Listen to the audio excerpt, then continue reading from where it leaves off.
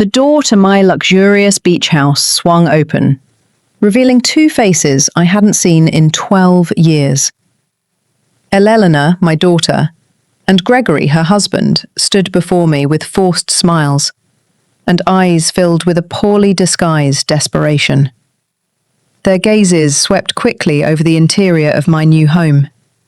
The Italian leather furniture, the 70-inch television, the panoramic ocean view that stretched behind me like a living painting of freedom.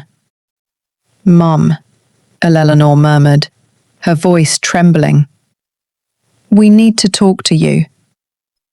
For 12 long years, these two human beings had erased me from their lives as if I had never existed. 12 years without a phone call, without a Christmas invitation, without ever meeting my own grandchildren.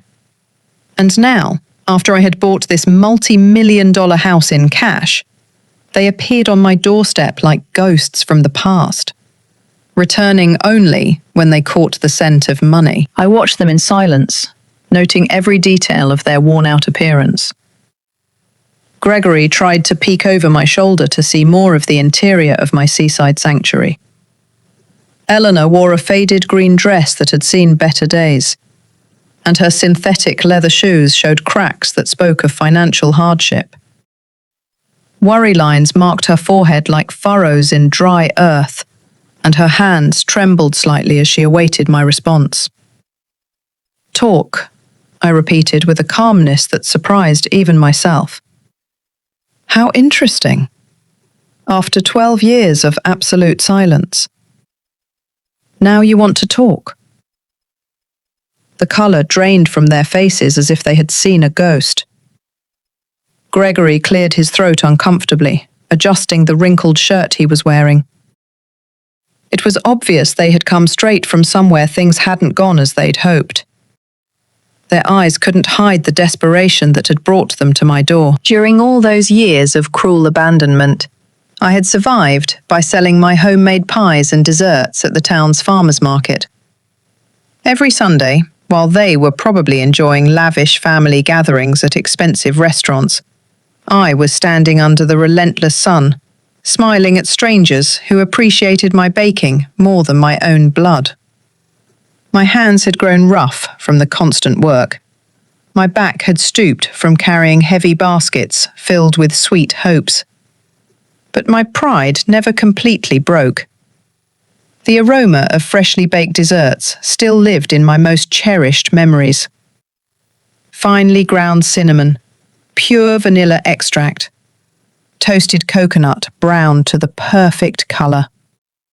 Flavours that once filled my home when Eleanor was little and called me the best cook in the whole wide world. Those golden days seemed to belong to another life, to another woman who naively believed that family love was unconditional and eternal. The transformation had begun gradually after Eleanor met Gregory, at that company party where she worked as a secretary. At first he was all charm and calculated courtesy. He would call me his dear mother-in-law, with that smile that never reached his eyes, and praise my Christmas casseroles, while secretly planning how to distance Eleanor from my influence. But little by little, I began to notice the subtle changes that seeped into our relationship like a slow poison. When Eleanor mentioned visiting me on weekends, he always had a work emergency that required his immediate attention. When I called in the afternoons to hear her voice, he would answer the phone with an annoyed tone and promise that Eleanor would call me back, which never happened. Messages were mysteriously lost, invitations misplaced, and plans cancelled at the last minute for increasingly far-fetched reasons. The exclusions began as accidental oversights that hurt, but which I could forgive. Eleanor's graduation from her MBA program. "Oh, Mom, we thought you already had other more important plans." The baby shower for her first daughter, my granddaughter, whom I never met. It was something very intimate, just her closest friends from college. That same granddaughter's first communion. We completely forgot to tell you. Everything was so rushed. You know how these things are." Each excuse stabbed my heart like a dagger, wrapped in gift paper with golden bows. I would smile, nod my head, and pretend to understand their reasons perfectly. "Don't worry, my love. Next time will be different." But next time never came, and my phone remained as silent as a tomb in the cemetery where my husband rested. The nights grew longer, the Sundays emptier. I cooked for one, talked to the photographs on the walls, and celebrated my birthdays with a single, lonely candle stuck in a small cake I bought from Mr. Peterson's bakery. He always asked about Eleanor, and I always responded with the same lie. "She's very busy with her new life, you know how it is." But now, standing on the threshold of my dream house, with the ocean whispering secrets behind me and the salty scent of the sea filling my lungs, I saw them for who they really were.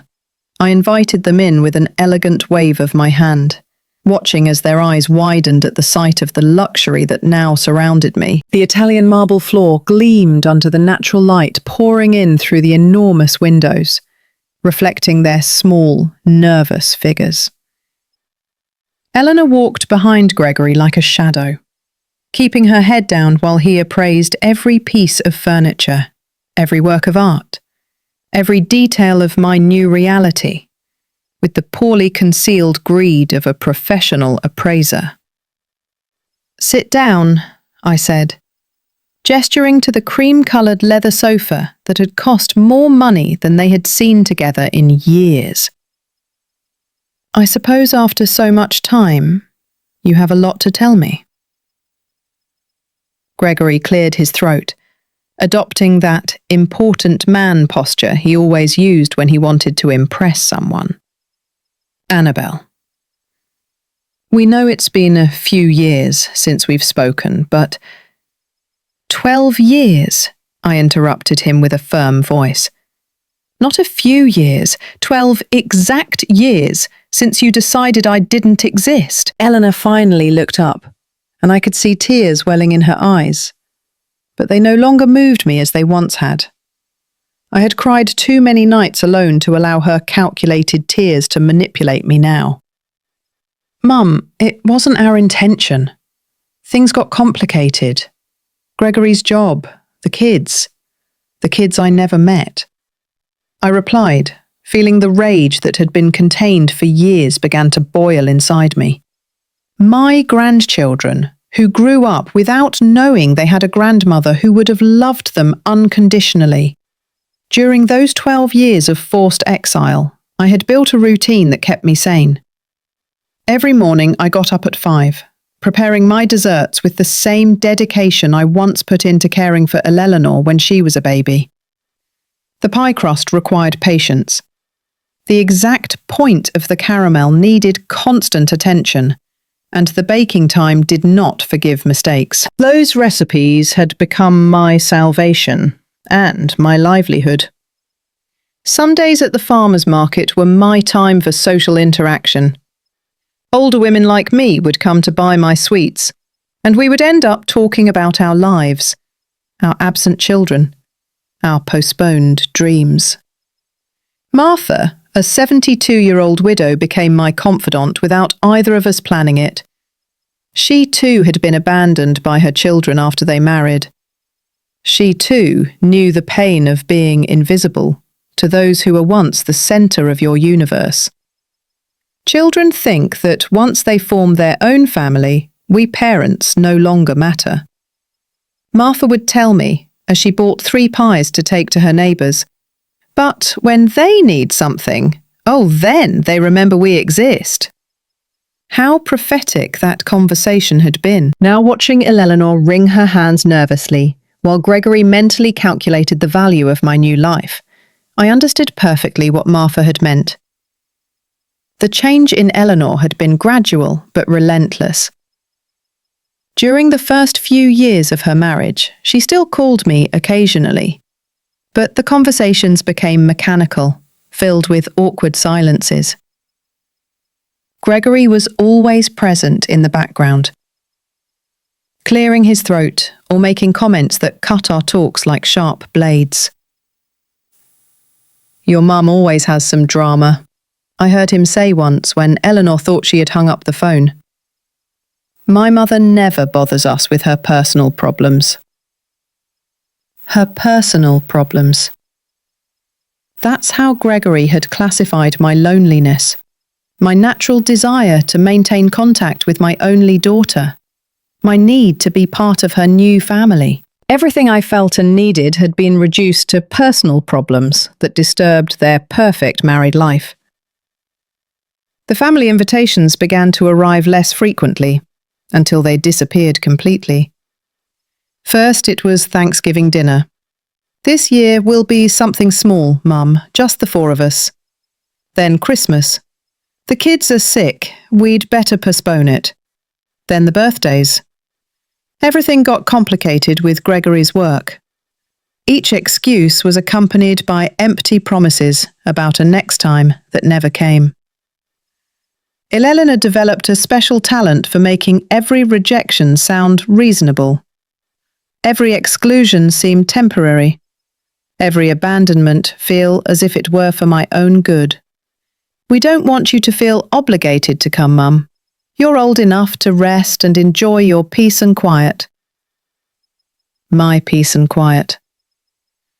As if loneliness were a gift I had asked for. As if waking up every morning in a silent apartment was my idea of happiness.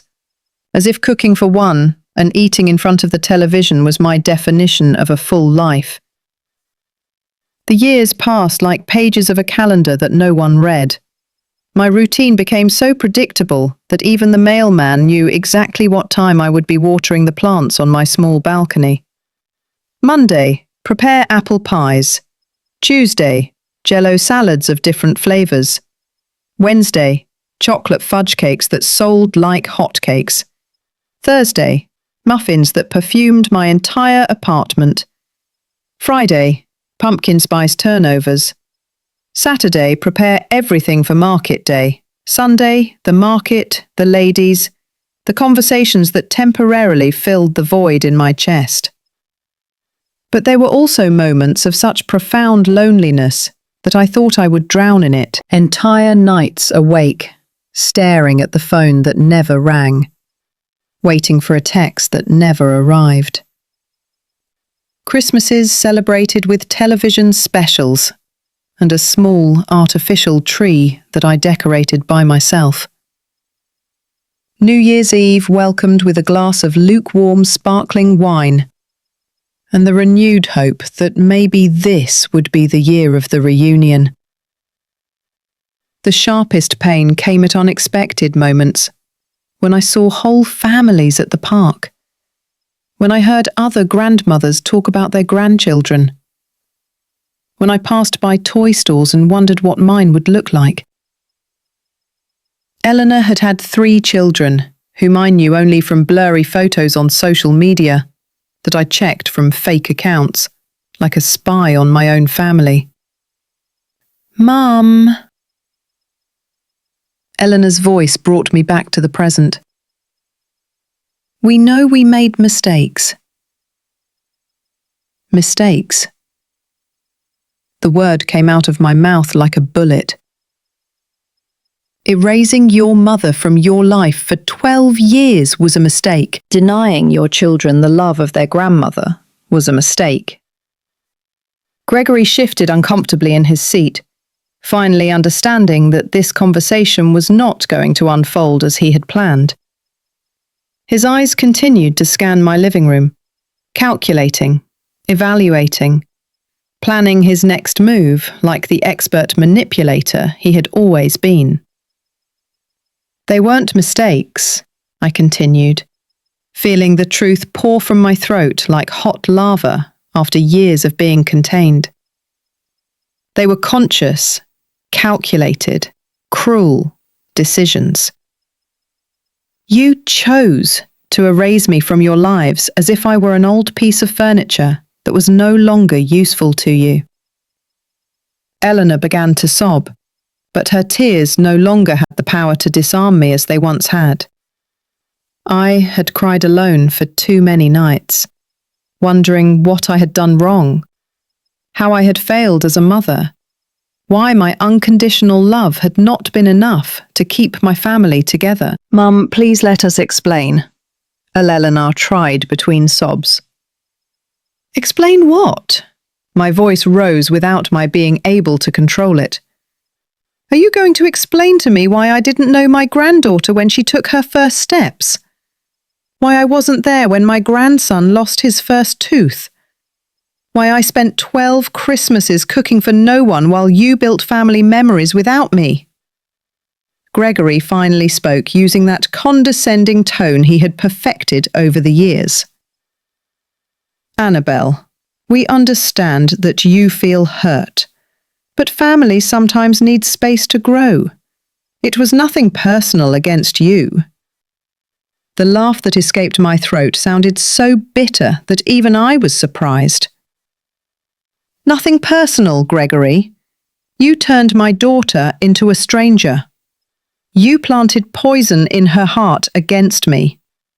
You decided that I had no place in the life you were building." I remembered with painful clarity the day Eleanor communicated her final decision to me. It was a rainy Tuesday in October, exactly 12 years ago. She arrived at my apartment with an expression I had never seen on her face before. Cold, distant, as if she were fulfilling an unpleasant obligation. "Mum, Gregory and I have been talking," she began, without even accepting the coffee I had prepared for her, as always. "We think it's better if you have less contact with us for a while." "Less contact?" I asked, feeling the world sway beneath my feet. "What does that mean?" "It means you are no longer welcome in our house. It means we no longer want you to call constantly. It means we need space to be a family without external interference." External interference. That's what my own daughter had called me. As if I were a meddling neighbour, a stranger who interfered in matters that did not concern her. Not her mother, who had carried her for 9 months in her womb, who had spent sleepless nights when she had a fever, who had worked double shifts to pay for her college. "Eleanor, I don't understand what I've done wrong, how I've failed you." My voice broke, but she remained impassive. "It's not about what you've done wrong, Mum. It's about what's best for my marriage and my children. Gregory needs to know that I put our nuclear family first before anyone else." Anyone else? That's what I was to my daughter. Anyone else? "But, Eleanor, I'm your mother. I'm your children's grandmother. I'm not a stranger who threatens your marriage. Gregory says that mothers-in-law always cause problems in young marriages. He says it's better to establish clear boundaries from the beginning." Gregory says, Gregory thinks, Gregory needs. At some point, my daughter's voice had become an echo of his. Her thoughts had been replaced by his. Her heart had been reprogrammed to beat to the rhythm he set. "And what about what you say, Eleanor? What about what you think? What about your heart?" She remained silent for long minutes, and for a moment I thought the daughter I had raised with so much love would return to me. But when she spoke, her voice sounded hollow, rehearsed, as if she were reciting lines from a play. "I think Gregory is right. I think it's for the best, for everyone, including you, Mum. You can have your own life without worrying about us." That was the last real conversation we had. After that day, Eleanor became a ghost who occasionally sent me cold, superficial text messages. "Hope you're well, Mum. Happy birthday. Happy New Year." Automatic messages without soul, without love, like the ones a company sends to its customers. The first few months after that breakup were the darkest of my life. I lost weight, I lost sleep, I lost hope. Every morning I woke up hoping it was a nightmare, that Eleanor would call to apologize, that everything would go back to the way it was. But the phone remained silent, and reality grew heavier each day. It was Martha who saved me from sinking completely into depression. She appeared at my door one Sunday morning, when I had been in bed for 3 days without showering, without eating more than saltine crackers and iced tea. "Annabelle, get up. You have 2 choices. You can stay here, dying in life for a daughter who doesn't deserve you, or you can build a new life that is worthy of you." Her words sounded harsh, but they had the force of truth. That afternoon, she helped me clean my apartment, organize my recipes, and plan my new dessert business. "If you're going to suffer," she told me, as we beat the first batch of pie filling in months, "do it while you're doing something productive." And so my new life began, slowly, painfully, but with determination. Every pie I sold was a step toward emotional independence. Every satisfied customer was a small personal victory. Every dollar I earned was proof that I had value, even if my own daughter didn't see it. Sundays at the market became my weekly therapy. The ladies who bought my desserts became my new chosen family. We shared stories of ungrateful children, of marriages that divided families, of the loneliness of being a mother in a society that discards you when you are no longer useful. My son tells me I'm too dramatic when I complain that he doesn't visit. A lady named Joanna told me while trying my mango jello. But it's not drama, it's real pain. It's the basic human need to feel loved and valued by those you brought into the world. Now sitting in my living room, which cost more than everything Eleanor and Gregory owned together, I remembered every tear, every sleepless night, every lonely birthday. And I saw them there, small and desperate, looking for something from me, after having turned their backs on me for more than a decade.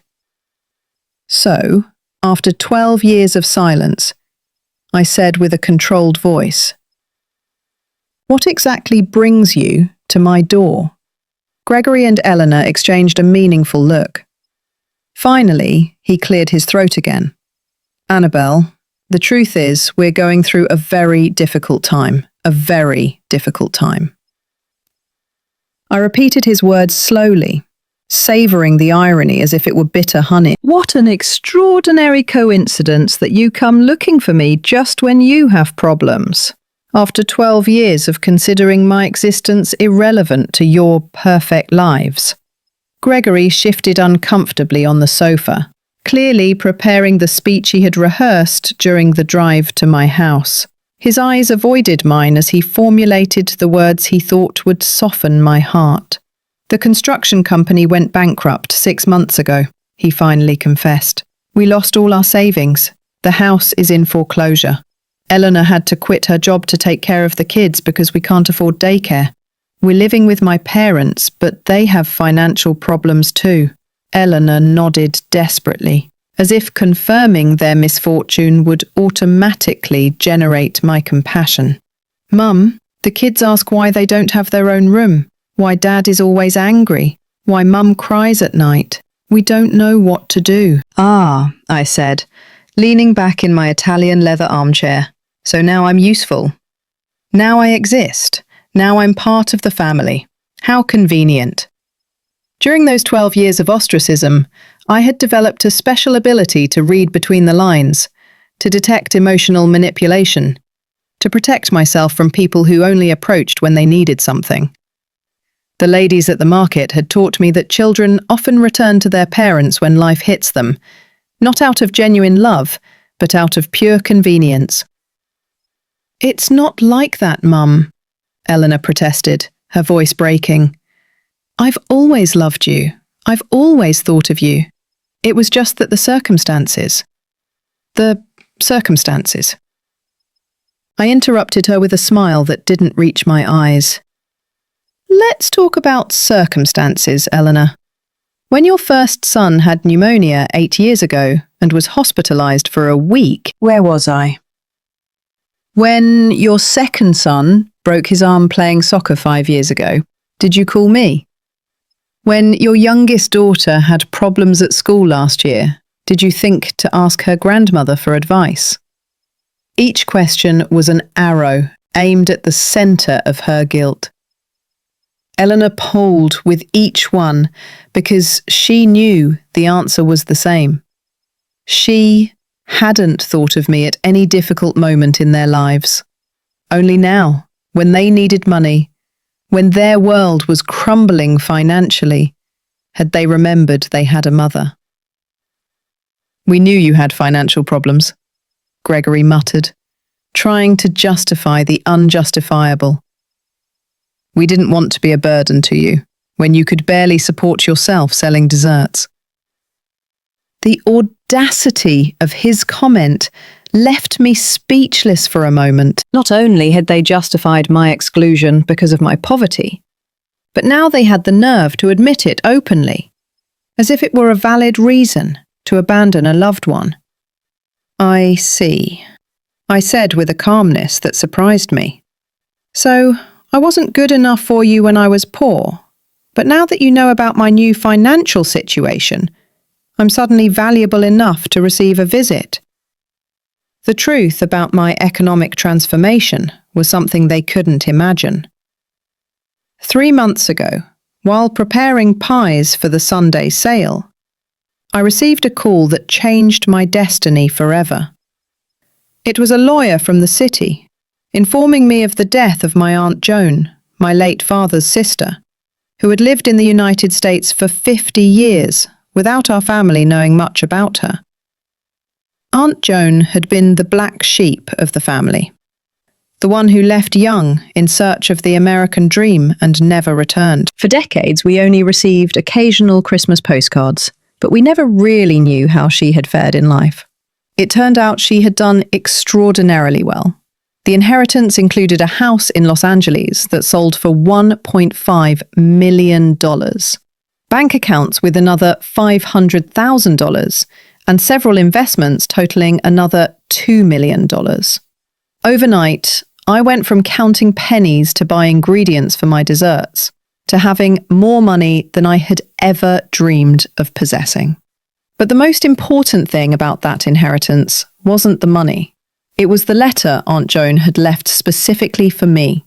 In that letter, she told me how she had followed my life through social media, how she had seen my loneliness, my family's abandonment, my daily struggle to survive. She explained that she had decided to leave me everything because she recognized in me the same strong woman she had been, someone who had been underestimated and abandoned by her family, but who had never given up. Annabelle, the letter said in the shaky handwriting of a 92-year-old woman, I have seen how your daughter has treated you. I have seen your dignity and loneliness. This money is for you to live your final years as the queen you always were, not as the beggar they wanted you to be.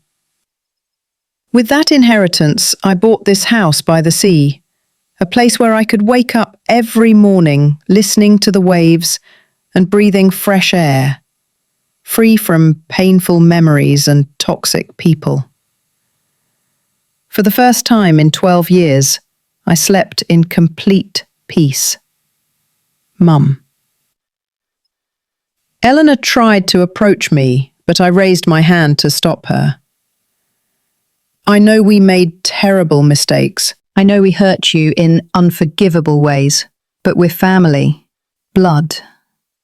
Blood. I interrupted with a bitter laugh. Eleanor, blood means nothing without respect, without love, without consideration. You turned our family connection into a wet piece of paper that you threw in the trash when it no longer suited you. Gregory leaned forward, adopting a posture of calculated vulnerability that he had probably practiced in front of the mirror. Annabelle, we understand your pain. We understand your anger. But the children are innocent in all of this. They don't deserve to suffer for our mistakes. There it was, the card he had saved for last. The children, my unknown grandchildren. the most powerful emotional manipulation they had in their arsenal. They knew that mentioning the little ones could soften my heart, hardened by years of neglect. "The children?" I asked, feeling a mixture of pain and rage stir in my chest. The same children who grew up without knowing they had a grandmother who would have loved them unconditionally. The same children who were denied the love, wisdom, and care of their grandmother for all these years. Eleanor began to sob again, but this time her tears seemed genuine, heavy with the weight of real guilt. "Mum, we didn't think about the long-term consequences.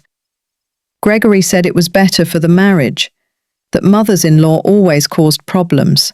Gregory said," I repeated, looking directly at the man who had orchestrated the destruction of my relationship with my daughter. "Gregory thought, Gregory decided. And where was your own voice, Eleanor? Where was your own heart?" My voice got lost somewhere between the promises of a perfect marriage and the fear of contradicting my husband, Eleanor admitted, with an honesty that momentarily disarmed me. "But, Mum, now I realize everything we lost. The kids ask why they don't have a grandmother, because their friends talk about their grandmothers and they don't know any." Her words were daggers, straight to the heart. But I had learned not to let pain cloud my judgment. For 12 years I had fantasized about this moment, Eleanor's return, the acknowledgement of her mistake, the chance to meet my grandchildren. But now that it was happening, I realized it was coming too late, and for the wrong reasons. "Do you know how many of my grandchildren's birthdays I missed while you were building your perfect family without external interference?" I asked, my voice hardening with each word. "Do you know how many nights I stayed awake imagining what their voices, their laughs, their personalities would be like? Do you know how many toys I bought and stored in a box, waiting for a day that never came?" Gregory shifted nervously, clearly uncomfortable with the direction the conversation was taking. His plan of emotional softening wasn't working as he had hoped, and I could see him mentally calculating his next manipulative move. "Annabelle, we understand you're hurt," he intervened with that condescending voice he had perfected over the years. "But now we can change all that. The children can meet you. They can spend time with you. We can be a family again." "A family?" I repeated, savoring the irony of his words. "You mean the kind of family where the grandmother is welcome only when she has money to solve the problems of irresponsible adults?" The house filled with a tense silence. Through the large windows, I could see the ocean waves breaking against the rocks, a constant reminder of my new freedom and my hard-won independence. This place represented everything I had achieved without them, everything I had built from the ashes of my abandonment. During these 3 months living by the sea, I had developed a completely new routine. I woke up each morning to the sound of seagulls, not to the silent cry of loneliness. I prepared my coffee in a kitchen equipped with the best appliances, not in the small space where I used to count every penny for basic ingredients. I walked along the beach at sunset, feeling the sand between my toes and the salty wind in my hair, free from the emotional heaviness I had carried for years. I had also started helping other, older women who, like me, had been abandoned by their families. Martha had moved into an apartment near my house, and together we had created a small support group for ladies in similar situations. On Wednesday afternoons, we would gather in my living room to share stories, emotional survival strategies, and of course, my homemade desserts. "Freedom," Martha had told me during one of those meetings, "is realizing that you don't need the approval of those who hurt you to be happy." Her words had resonated in my heart like a bell of truth. For the first time in decades, I was living for myself. Not waiting for calls that never came. Not cooking for children who didn't visit. Not dreaming of family reunions that existed only in my imagination. Mum. Elena approached the edge of my armchair, her eyes red from crying. I know I don't deserve your forgiveness. I know I don't deserve a second chance. But I swear on my children that if you help us now, things will be different. I will be different. Different how? I asked, keeping my voice cold and controlled. Different until you solve your financial problems and don't need me anymore. Different until Gregory decides again that I'm an interference in his perfect marriage. Gregory stood up, abruptly, finally showing his true nature when he realized his manipulation strategy wasn't working. Look, Annabelle, I understand you have resentments, but the reality is that we all make mistakes in families. The important thing is to move on, not to get stuck in the past. His comment was like a slap in the face. After 12 years of deliberate abandonment, he had the audacity to minimize my pain as getting stuck in the past. As if my suffering were a whimsical choice, rather than a direct consequence of their cruel actions. Move on. I stood up from my armchair, feeling all my dignity rise like a steel tower. Gregory, I have already moved on. I've built a new life without you. I found peace without your presence. I discovered my worth without your validation. Eleanor covered her face with her hands, sobbing with a desperation that would have broken my heart years ago. But the heart they had known had died slowly over 12 years of indifference, and had been reborn as something stronger, wiser, more selective with its love. You don't understand, do you?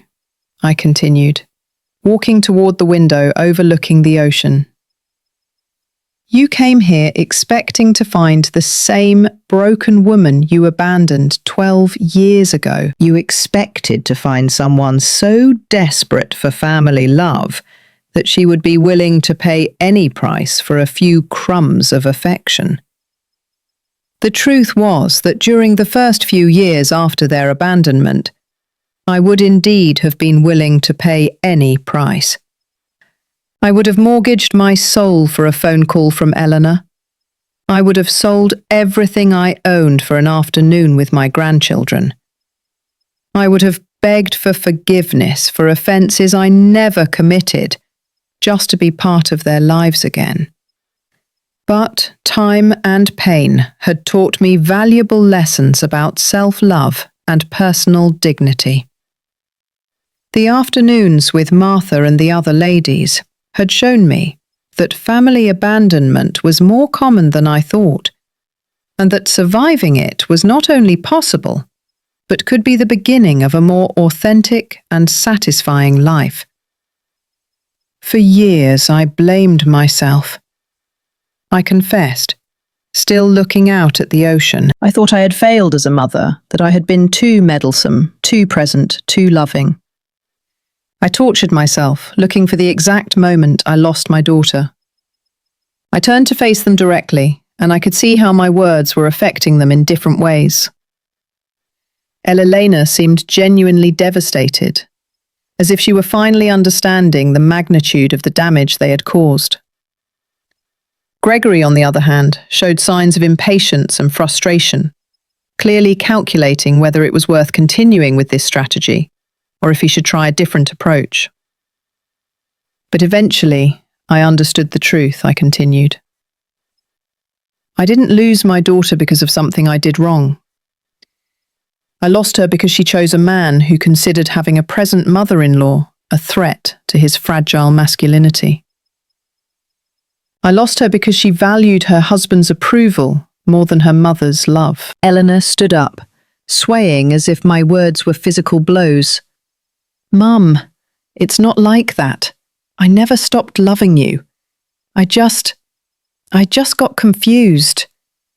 Gregory made me believe it was for the best for everyone.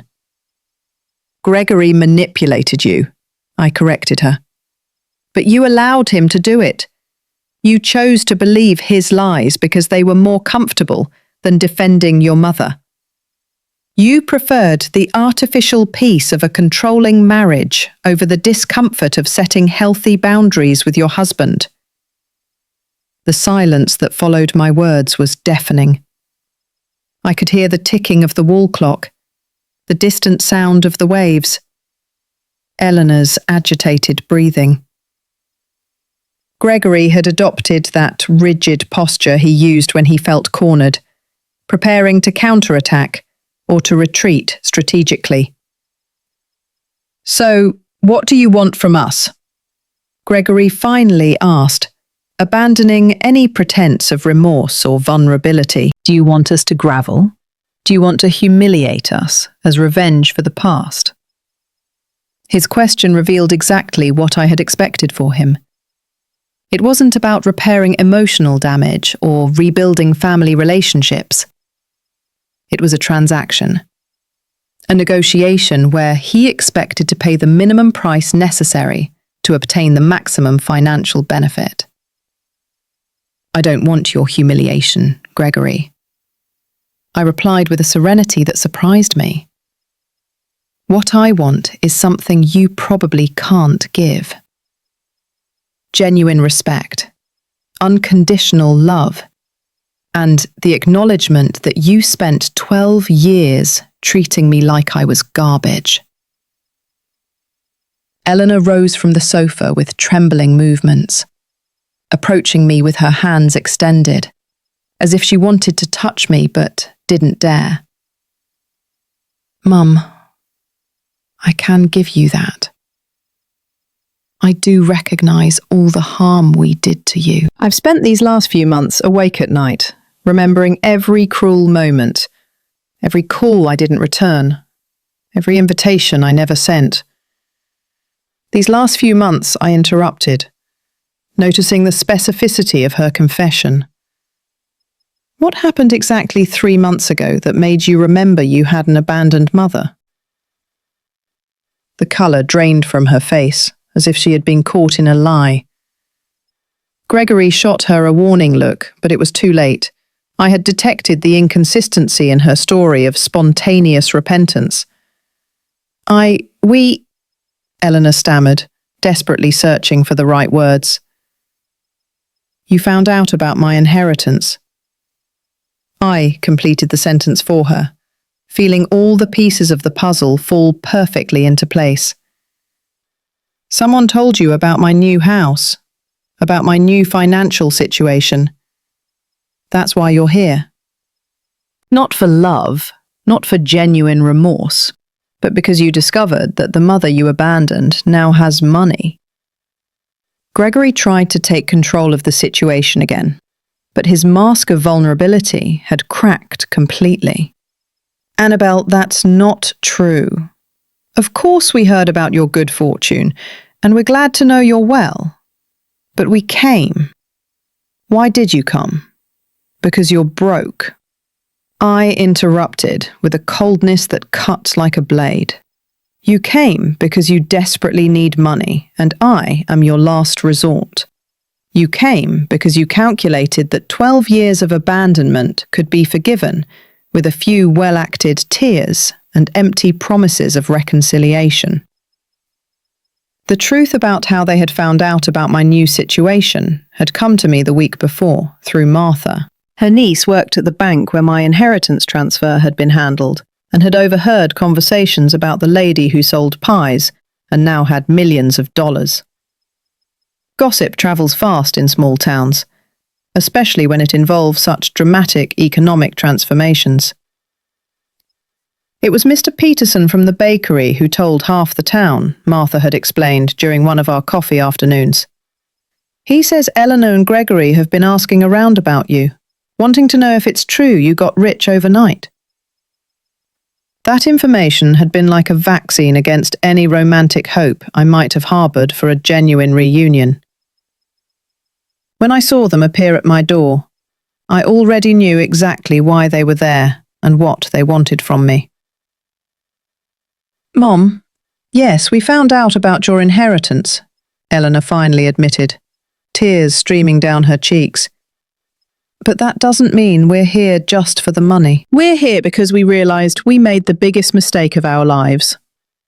You realize now? I asked, walking to the kitchen and pouring myself a glass of cool water. You didn't realize during the 12 years I spent crying over your absence. You didn't realize when I spent 3 consecutive Christmases in the hospital with pneumonia because loneliness had weakened my immune system. You didn't realize when I had to sell my wedding jewelry to pay for medication. Each revelation was a bomb that exploded in the tense silence of my living room. Eleanor knew nothing about my illnesses, my financial crisis, the nights I had considered it would be easier to simply not wake up the next day. To her, I had existed in a time bubble, frozen at the moment of her departure, patiently awaiting her eventual return. We didn't know, Eleanor murmured. But her excuse sounded hollow even to herself. You didn't know because you never asked, I corrected her. For 12 years, you could have picked up the phone, just once, to find out how your mother was. You could have sent a text message asking if I needed anything. You could have stopped by my apartment to check if I was still alive.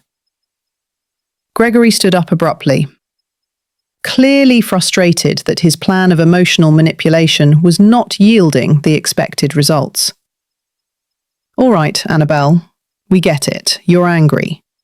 But we're here now. We're here asking for forgiveness, wanting to fix things. Doesn't that count for something? His question revealed the depth of his misunderstanding of the damage they had caused. For him, forgiveness was something that could be obtained by simply showing up and apologizing, as if 12 years of emotional abandonment could be erased with one uncomfortable conversation. What counts, Gregory, is the moment you decided to come. You didn't come when I needed you. You came when you need me. I walked over to the window overlooking the backyard where I had planted red roses that were blooming beautifully under the coastal sun. Those roses represented my rebirth, my ability to create beauty even after being cruelly pruned by those who were supposed to care for me. For all these years, I continued without turning to look at them.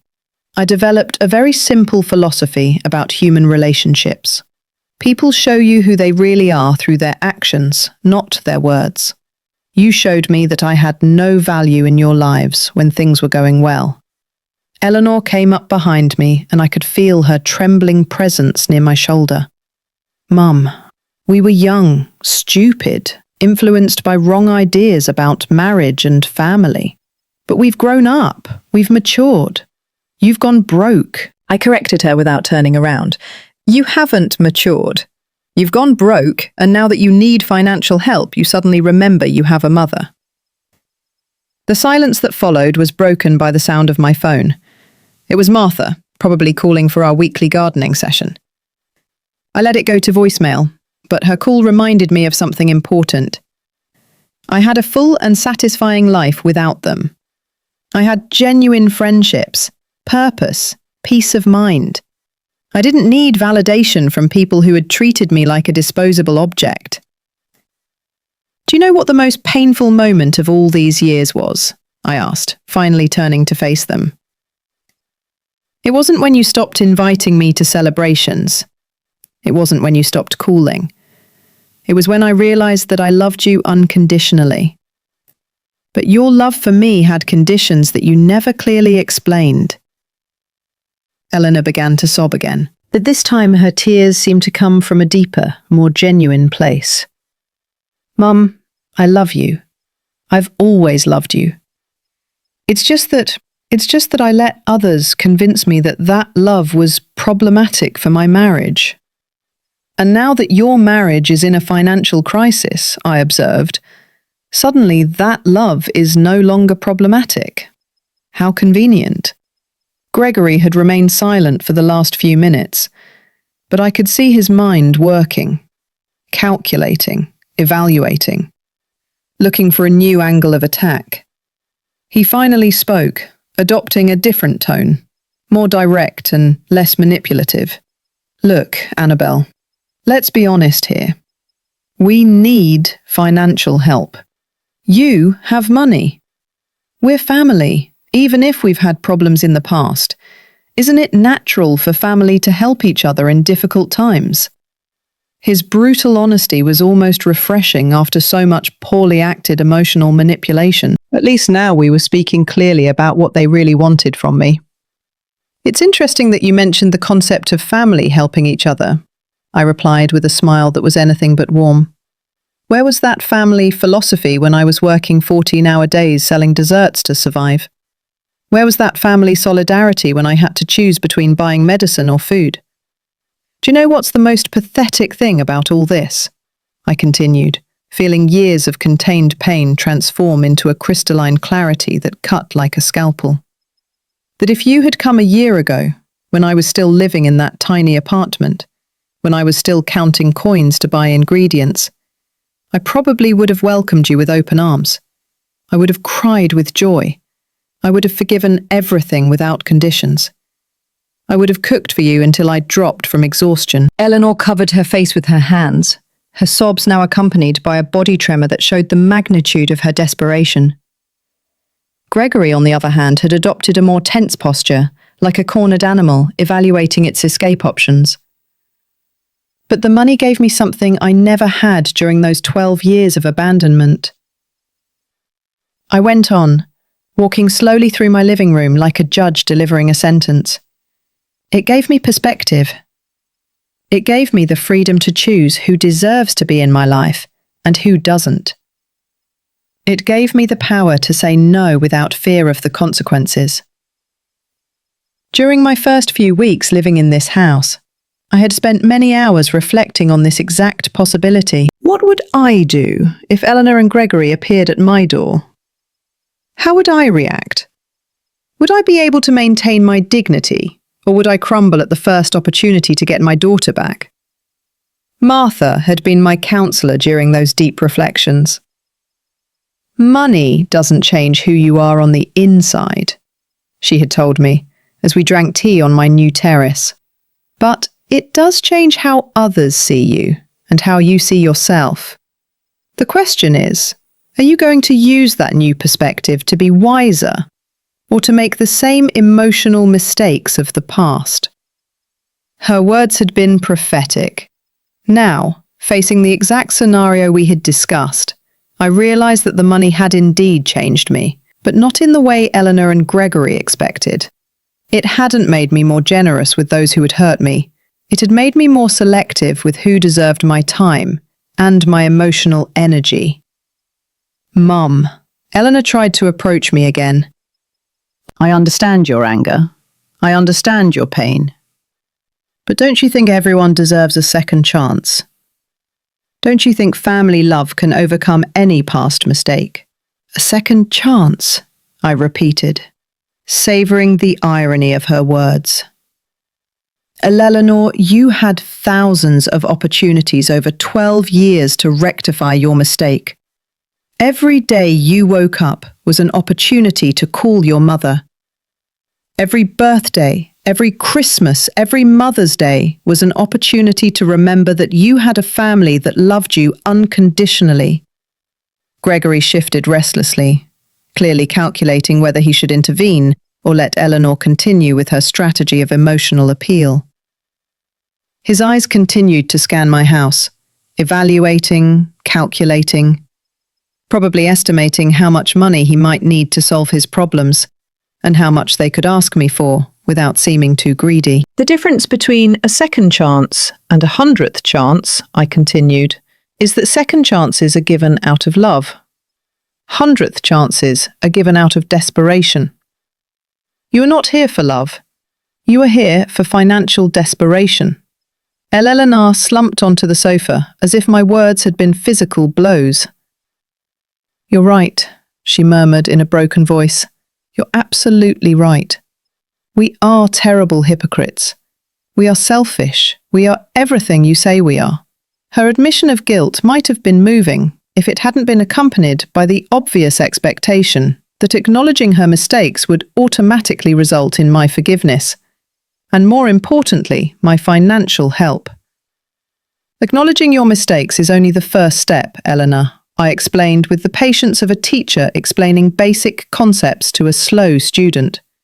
The second step is accepting the consequences of those mistakes. And the consequences of abandoning your mother for 12 years don't disappear just because you need money now. I went to the kitchen and started making coffee. Not because I wanted to prolong this visit, but because I needed a moment to process the surrealism of the situation. After so many years dreaming of this reunion, the reality was much colder and more calculated than I had imagined. While the coffee was brewing, I could hear urgent whispers between Eleanor and Gregory in the living room. I couldn't make out the exact words, but the tone was clearly one of strategy and negotiation. They were recalibrating their approach, looking for new angles of manipulation. I returned with a tray containing a single cup of coffee. I sat in my favourite armchair and drank slowly, observing them, like a scientist studying specimens in a laboratory. "Aren't you going to offer us coffee?" Gregory asked, clearly irritated by my lack of traditional hospitality. "No," I replied simply. "This is not a social visit. This is a negotiation. And in negotiations, hospitality implies equal positions. We are not in equal positions." Eleanor seemed genuinely hurt by my coldness, but Gregory showed an expression of reluctant respect, as if he were finally understanding that the woman in front of him was not the same one they had abandoned 12 years ago. "All right," Gregory said, adopting a more direct tone. "Let's talk clearly. We need $100,000 to save the house and start over. We know you have money. We know we're family. What do you need to hear to help us?" His question was so transactional, so devoid of genuine emotion, that it almost made me laugh. He had reduced 12 years of family abandonment to a simple business negotiation. What magic words did he need to say to access my money? "What I need to hear," I replied after a long sip of coffee, "is the truth about why you really excluded me from your lives, not sugar-coated versions about youthful mistakes or external influences. The real truth." Eleanor and Gregory exchanged significant glances. It was clear they had prepared several versions of their story, but none had included the brutal honesty I was demanding. "The truth," Eleanor murmured, "is that Gregory convinced me that you were problematic for our marriage." "Problematic how?" I pressed, not allowing her to hide behind euphemisms. Gregory took the floor, probably realizing that Eleanor's victim strategy wasn't working. "I thought you were too present, too opinionated. I thought you interfered in our decisions as a couple." "Interfered how?" I continued to press, determined